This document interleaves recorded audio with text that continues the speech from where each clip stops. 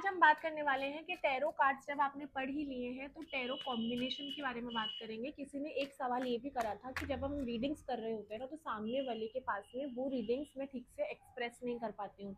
जो भी आप रीडिंग लोगों को बता रहे हो कार्ड्स को देख के, कॉम्बिनेशंस को देख के, एज गैप और सीजन्स के बारे में कि किस समय पर क्या काम होगा, डेट्स के बारे में, ड्यूरेशंस के बारे में, सिम्बल्स के बारे में, कलर्स के बारे में, मेल है या फीमेल है, रिलेशनशिप में है, करियर के बारे में पूछ रहे हैं, फाइनेंस के बारे में पूछ रहे हैं। मान लेते हैं व्यक्ति ने सवाल ही नहीं पूछा आपसे, तो आप कार्ड्स को कैसे देख के बता पाओगे? भाई आप यूनिवर्स के मैसेंजर हो, उनके चैनल हो। आपको कहीं पर भी बैठ के कोई भी क्वेश्चन, क्वायरी, आंसर आ जाता है और आप लोग खुद नहीं बोलते हो, यूनिवर्स आपसे बुलवा रहे होते हैं। आपको ये कब बात समझ में आएगी? जो भी लोग टैरो कार्ड रीडर्स हैं यार, आप लोगों को, आपने नहीं चुना टैरो कार्ड रीडिंग को, एक्चुअली भगवान ने आपको चुना है ताकि आप कार्ड्स के द्वारा लोगों का फ्यूचर बता सको, पास्ट प्रेजेंट बता सको। लेकिन इस केस में आप ये भूल जाते हैं कि जब आप किसी को कुछ भी बता रहे हैं तो आप नर्वसनेस में आ जाते हैं, और जब आप कुछ भी बता रहे होते हो तो वो उनके साथ में पूरा नहीं होता, या फिर अपोजिट बता देते हो, या फिर आपकी रीडिंग गलत जाती है।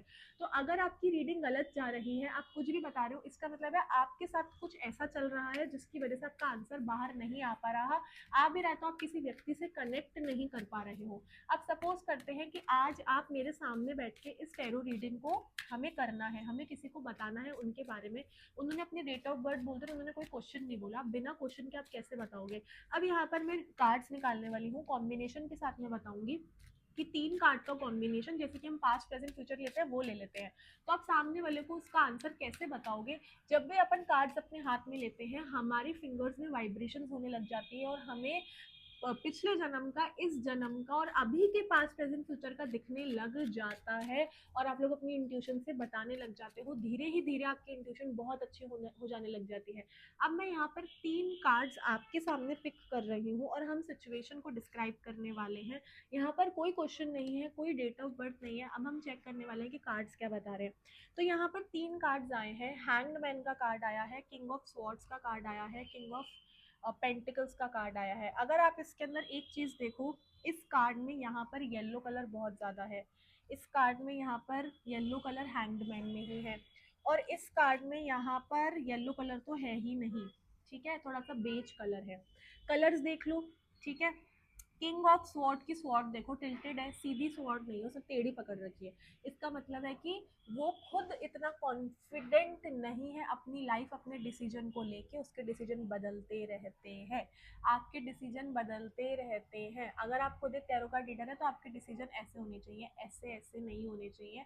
यहाँ पर ये व्यक्ति फ्लेक्सिबल है, यहाँ पर ये व्यक्ति डेमोक्रेसी के हिसाब से चल रहा है कि जो बोलोगे, जैसे बोलोगे, मुझे मना लोगे, मुझे कन्विंस कर लोगे तो मैं अपना सारा पैसा तुम्हें उठा के भी दे दूंगा एक बार के लिए, मैं तुम्हें अपनी पोजीशन भी दे सकता हूँ। ये व्यक्ति इतना ज़्यादा फ्लेक्सिबल है, हंसता खेलता रहता है, सीरियसनेस नहीं है लाइफ में। या तो आप एक मोटे पेट के साथ में एक फैटी पर्सन होके जॉयफुली गिगली नेचर के बन जाओ, जॉयस बन जाओ, हंसते रहो।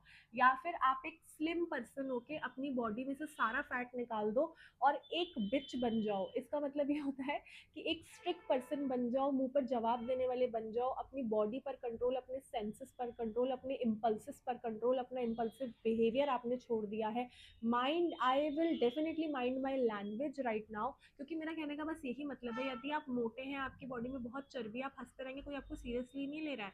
तभी लोग कहते हैं ना कि पतले होने के बाद में बॉडी शेम कर दिया, पतले होने के बाद में ट्रांसफॉर्मेशन आया तो बंदे में एटीट्यूड आ गया। तो वो एटीट्यूड नहीं आता, बेसिकली वो अपने सेंसेस में वापस आ जाते हैं, उनके हार्मोनल इम्बैलेंसेस ठीक हो जाते हैं।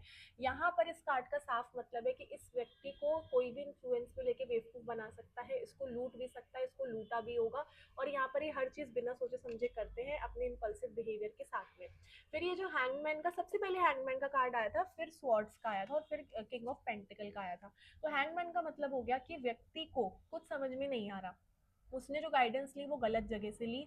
अब वो खुद अपने आप में ही सोच रहा है कि जो मुझे गाइडेंस मिली वो भी गलत है। वो, उसने उस चीज को सोच तो लिया है मन में कि मुझे जो गाइडेंस मिली थी ना वो गलत मिली है, मैंने अगर किसी से पूछा भी, कंसल्ट भी करा है, तो मैंने गलत ही कंसल्ट करा है। लेकिन उसको खुद को भी किसी चीज का आंसर नहीं मिल रहा, तो वो सारा टाइम जो है एक ही जगह पर बिताएगा, एक ही जगह पर बैठे हुए बिताएगा, खड़ा होकर उधर घूमेगा भी नहीं, कहीं बाहर भी नहीं जाएगा। ठीक है, और स्वॉर्ड्स का मतलब हो गया कि डिसीजन उसका कभी भी बदल सकता है। अभी वो बहुत रिस्की है, इसका कोई भी एडवांटेज ले सकता है, कोई भी फायदा फायदा उठा सकता है। और किंग ऑफ पेंटिकल्स को अगर आप देख लो कि एक राजा बंधा हुआ है, यहाँ पे रेड कलर का थ्रेड है, इसका मतलब ये है कि ये व्यक्ति जो है किसी के इन्फ्लुएंस में था, वो चला गया था, वो वापस आ गया और वापस से उस व्यक्ति के इन्फ्लुएंस में चले गए और उन्होंने अपना बहुत नुकसान भी करा है, फाइनेंशियली करा है, फिजिकली मेंटली करा है, अपने घर परिवार के लिए सुन रहे हैं, हैंग्ड मैन में भी आप अपने घर परिवार के लिए सुन रहे हो, किंग ऑफ पेंटिकल्स में भी नहीं सुन रहे हो और किंग ऑफ स्वॉर्ड्स में सुन रहे हो, लेकिन दया भावना और कोई बस कन्विंस कर ले मुझे आके और मैं उसकी बात मान लूंगा या मान लूंगी।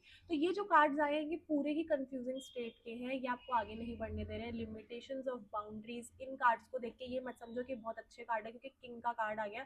किंग जो होते हैं, देखो एक बात का खास ख्याल रखो, एक औरत एक पुरुष को, एक महिला एक पुरुष को जन्म देती है और पुरुष वकालत करते हैं, पुरुष रूल करते हैं धरती पर या फिर लोगों पर, लेकिन वो ये भूल जाते हैं कि पैदा तो उनको एक औरत ने ही करा है।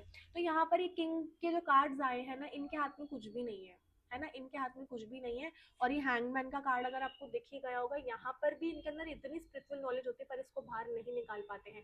सो बेसिकली ये कार्ड्स आपको एक चीज बहुत क्लियरली बता रहे हैं कि एक फेमिनिज्म एनर्जी या एक औरत का होना, लेकिन औरत है लेकिन वो भी बहुत गलत दिमाग या गलत चीज़ों वाली है, इसलिए उसने हर चीज़ को जो है घर को बनाने की बजाय खराब कर दिया, बिगाड़ दिया है। हर हर महादेव।